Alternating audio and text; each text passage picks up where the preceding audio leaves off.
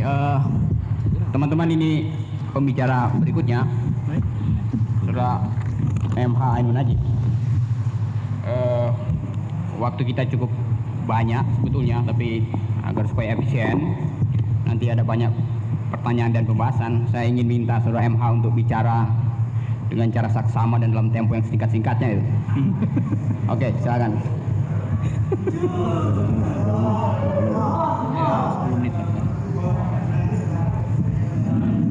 Iya, terima kasih teman-teman sekalian.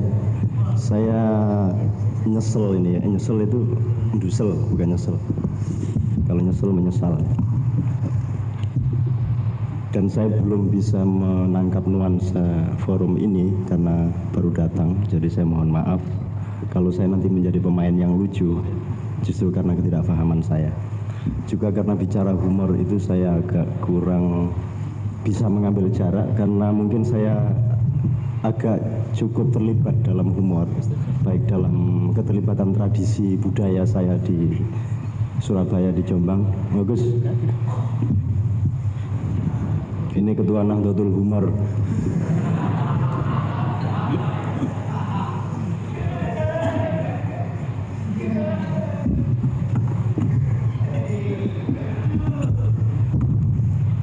Teman-teman dari Jogja, daripada Anda diawas-awasi, mending agak bungkam sebentar. Saya menulis makalah 5 halaman, sangat serius saya memperhatikan Yayasan Pijar yang agak tidak pijar nasibnya ini.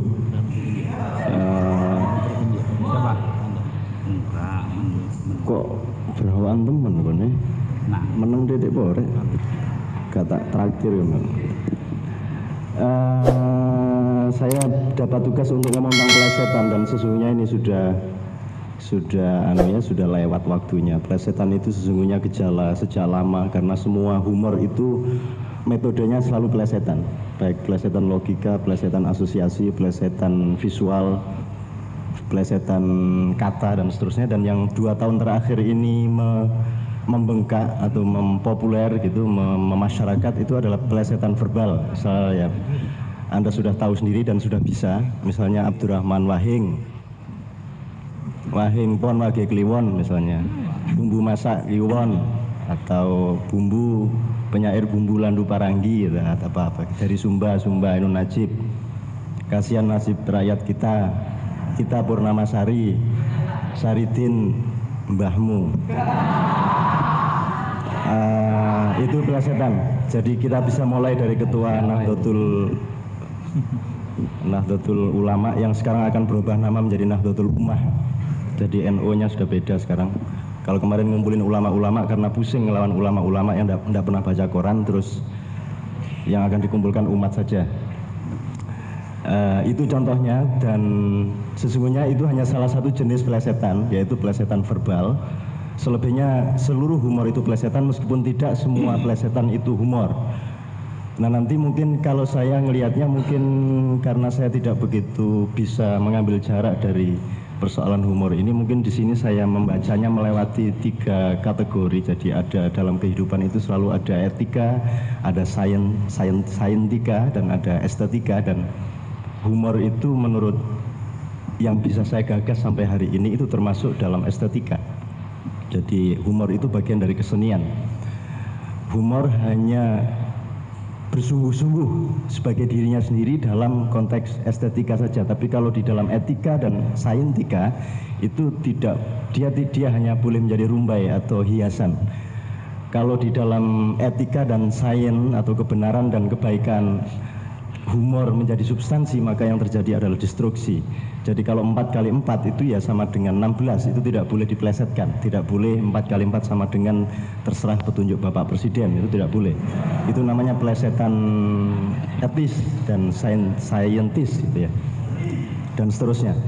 Jadi misalnya banyak sekali contoh-contoh ya. Saya mencoba menyebut ini 5 halaman ini. Saya kira kalau saya jual di koran 250, padahal honornya di sini mungkin cuma 150. Tapi kalau di jumlah yang 400, tapi ya saya kira Pijar dengan keprihatinan finansialnya kali ini juga tidak terlalu menganaktirikan kami yang sudah permalukan di depan sini tuh. Karena bentuk kami aja sudah melakukan satu komposisi yang sangat humoristik.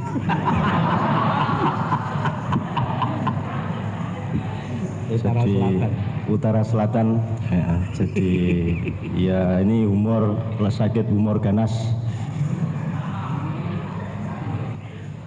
Yang sana hadir Pak Harto, hadirnya menanjak terus, sekarang jadi ketua GNB. Harto Moro, aduh tak terus kesok gawat ini. Oke, saya teruskan. Jadi poin-poin saya begitu. Poin saya adalah melihat bahwa pertama, humor itu sebagai substansi dia ada dalam kerangka estetika. Nah, estetika itu Anda tahu betapa pentingnya ya. Kalau saya menyuguhi Anda teh di atas dalam asbak, terus Anda saya suruh minum dengan asbak, itu pasti tidak estetis, tidak lucu. Jadi saya menyuguhi teh harus dengan konvensi-konvensi wadah, konvensi bentuk tertentu. Juga saya menyuguhi Anda nasi tidak bisa di atas kain, tapi di atas piring. Itu estetika. Menurut etika enggak apa-apa, menurut kebenaran juga enggak apa-apa, menurut ilmu kedokteran juga enggak apa-apa disuguhkan di atas nasi disuguhkan di atas kain, tetapi itu tidak estetis, tidak indah gitu. Sama dengan sepatu itu, kalau pakai jilbab karena capek pakai sepatu, jangan lantas sepatunya dikalungkan di sini gitu, wong sudah pakai jilbab. Itu menurut etika enggak apa-apa, menurut saintika juga enggak apa-apa, tapi menurut estetika itu tidak enak gitu. Jadi humor itu masuk estetika dan dia tidak boleh masuk wilayah etika dan saintika kecuali hanya sebagai fungsi kosmetik. Karena itu kalau ada KTT non-blok, kalau tanpa humor sama sekali, tidak ada kosmetika, estetiknya juga menjadi kering. Bahkan kalau perlu sembahyang kadang-kadang juga perlu humor gitu.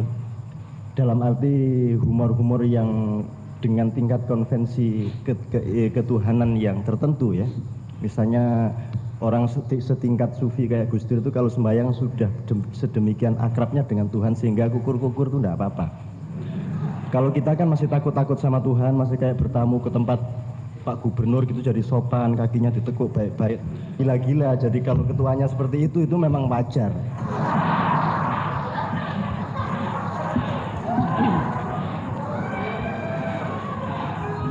Kira-kira begitu, teman-teman sekalian.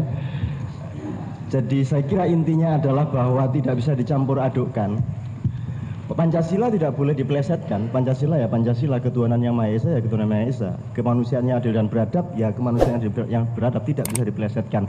Selama ini yang terjadi adalah ada sejumlah perilaku birokrasi, perilaku kekuasaan, perilaku institusi-institusi yang mempelesetkan atau yang menghumorkan masalah-masalah yang serius, yaitu etika dan nilai-nilai kebenaran.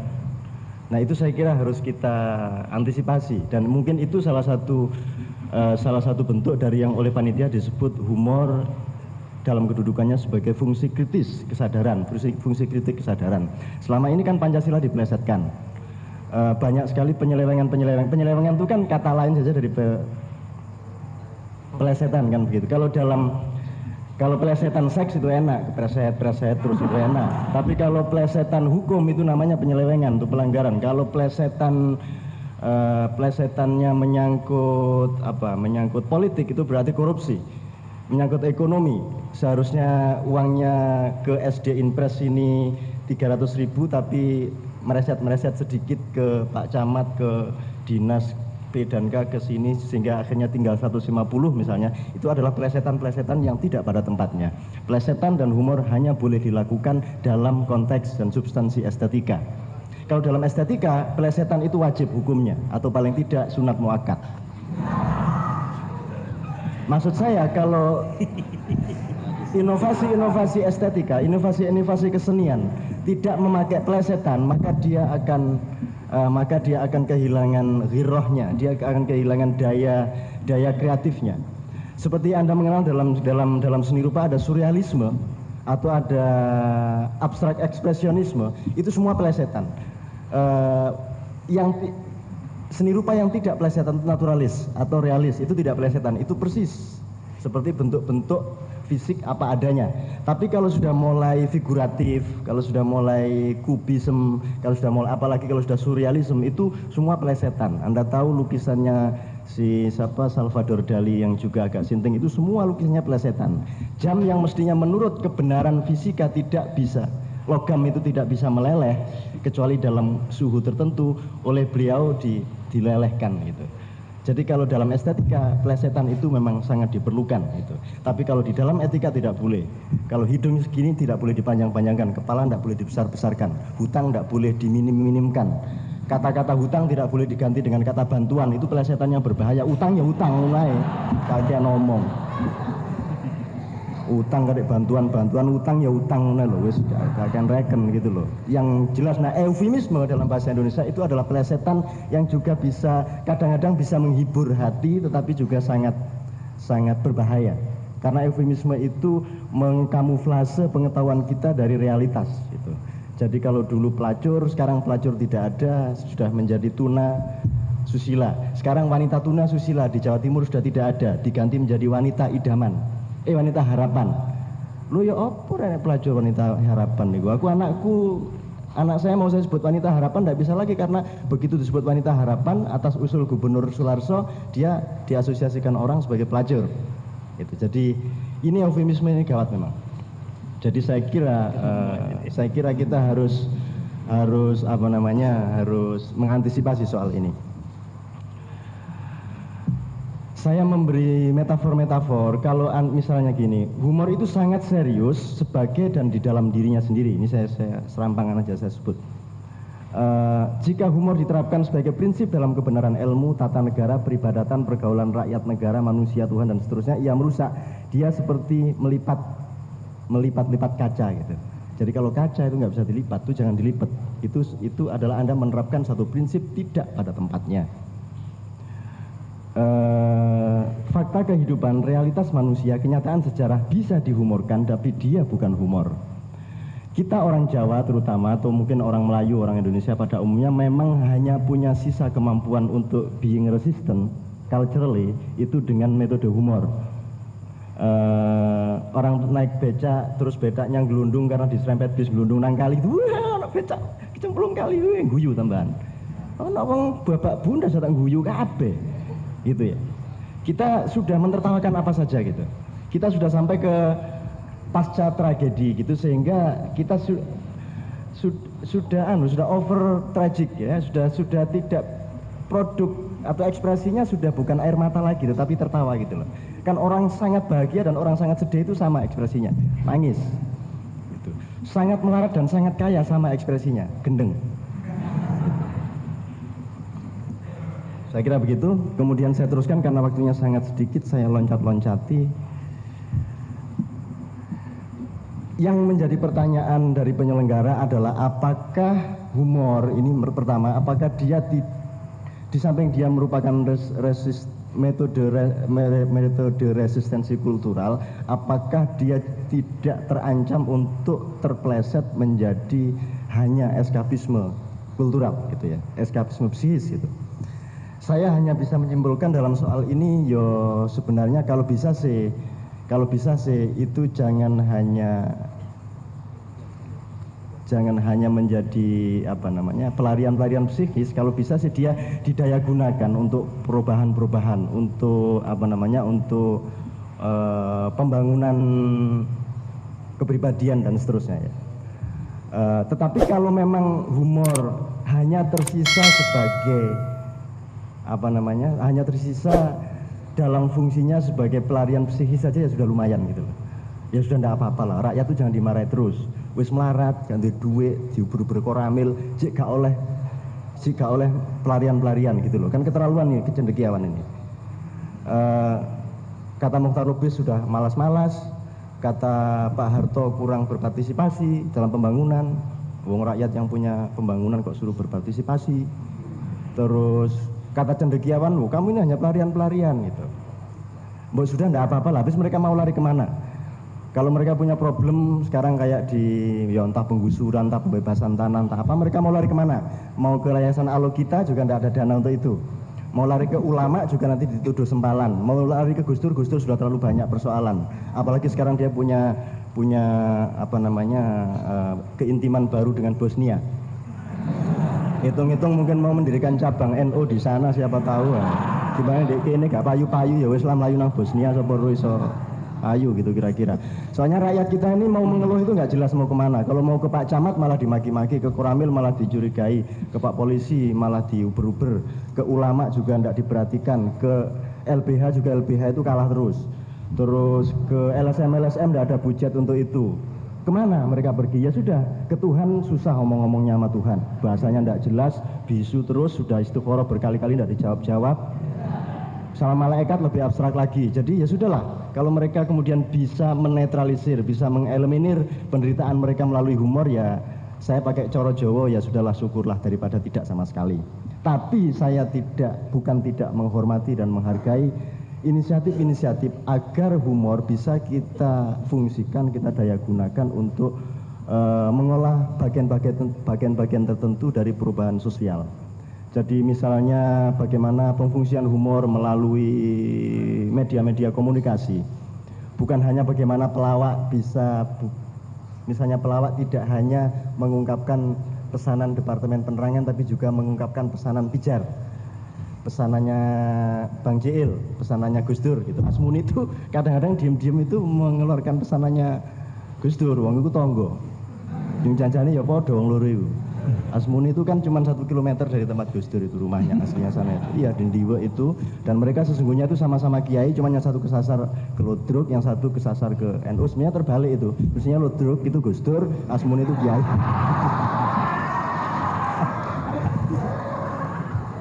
Ya gak apa-apa, bagus pelesetan didikus ya wes. Meneh-meneh lah muga-muga sampean iso dadi ketua GNB.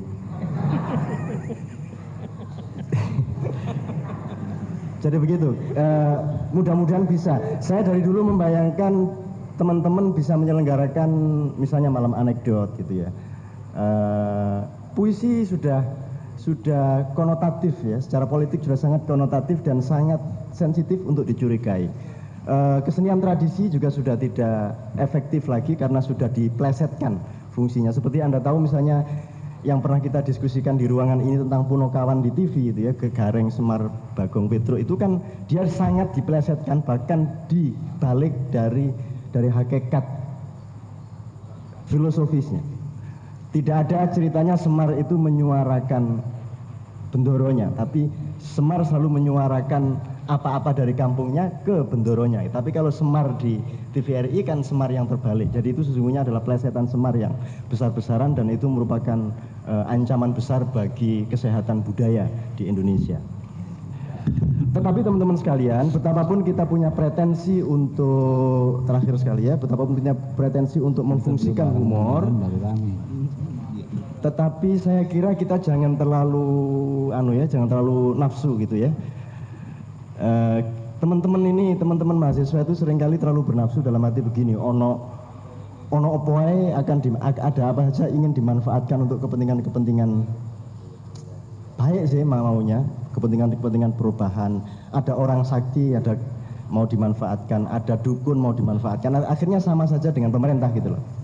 Dan juga efek internalnya saya khawatir kalau kita terlalu bernafsu memanfaatkan humor, itu nanti nggak lucu lagi. Anda nggak tahu susahnya orang melawak, Anda tidak tahu susahnya orang bikin humor. Begitu Anda kasih pesanan, begitu Anda kasih indoktrinasi psikologis, dia menjadi macet, ini metabolisme kreatifnya menjadi macet. Dia kehilangan spontanitas, dia kehilangan keenakan untuk melawak, dia kehilangan kehilangan daya humor. Kecuali orang-orang yang mumpuni dan jenius saja yang mampu mengatasi itu semua gitu. Jadi saya kira kalau toh kita akan mendayagunakan itu, kita harus tahu persis caranya bagaimana approach kepada pelaku-pelaku humor. Jangan kita terlalu mendorong-dorong dia gitu. Saya kan pernah juga datangi dukun-dukun itu kira-kira 10 tahun yang lalu itu dengan maksud yang juga sangat progresif. Saya pikir kan pejabat Indonesia ini banyak tergantung sama dukun. Jadi kalau dukun-dukun ini saya datangi, mungkin saya bisa pengaruhi dia supaya dia mempengaruhi pasien-pasiennya gitu kan. Jadi oke lah Pak, nanti sampean dari gubernur bisa insya Allah jadi menteri, tapi syaratnya sampean harus bikin keputusan begini yang kira-kira menguntungkan rakyat gitu. Saya dulu bersemangat, tapi tak pikir-pikir, lah ya apa gubernur situ dukune 5 ini. Menteri piro meneh dukune, bupati piro dukune. Waduh lah, terus biayanya tekan ndi kira. Nekani dukun-dukun akhirnya ndak jalan itu. Dan dukun-dukun Sakti Mandraguna itu tahu dia apa yang saya maksudkan, meskipun saya sudah bungkus ini vibrasi sedemikian rupa, mereka tetap tahu. Jadi intinya dari yang terakhir ini adalah kita jangan terlalu pretensius sedemikian rupa sehingga nanti merugikan mekanisme kreatif para pelaku humor itu sendiri. Saya kira demikian teman-teman sekalian yang saya bisa ungkapkan. Kalau boleh barang 1 menit yang terakhir ini saya ngomong tentang dari seluruh yang kita bisa bicarakan tentang humor itu Tuhan sendiri itu memang humor gitu, maha humor gitu ya. Tuhan itu menganeh-aneh gitu, lucu-lucu, sudah enak-enak di surga, Adam pakai dilarang makan buah kuldi, buah kuldi siji aja kok pakai dilarang-larang gitu kan. Oh, buah kuldi 1 aja, wong Madura aja kelangan sak keranjang ndak apa-apa, kejut kabeh. Tapi terus bikin pertarungan di dunia, orang bunuh-bunuhan, orang bikin ideologi, ada kapitalisme, sosialisme, ada yang Islam sosialis, ada Islam kapitalis, terus perang, macam-macam, bingung, ono NU, ono Muhammadiyah, ono NU Ali Yafi, NU Abdurrahman Wahid, NU, macam-macam, bingung kabeh. Ini Tuhan ini bikin humor kok sampai keterlaluan gitu. Akhirnya mahasiswa juga begitu, kalau sudah begini-begini sudah hendak ngitung kodim, udah pokoknya. Udah. Padahal itu semua cuma humor. Wong Tuhan tuh dulu cuma kesepian, terus kok ijen cerak urip pisan penting kan. Terus tanggai menungso, tanggai setan, tanggai jin. Terus akhirnya ketika ada penggusuran, terus ada mogok, pemerintah menuduh ini pasti ada yang menunggangi ini. Gitu. Artinya cara berpikir soal tunggang menunggangi itu menjadi alam pikiran nasional. Terus mahasiswa juga begitu. Ini penindas-penindas ini pasti ditunggangi setan ini itu. Jadi yang musuh kita adalah setan. Padahal, tapi setan ini siapa yang nunggangi? Siapa yang ngasih kekuatan? Siapa yang bikin setan? Siapa yang memberi hak kepada setan untuk menggoda manusia? Ternyata Tuhan. Jadi musuh kita ternyata Tuhan. Gitu. Assalamualaikum warahmatullahi wabarakatuh.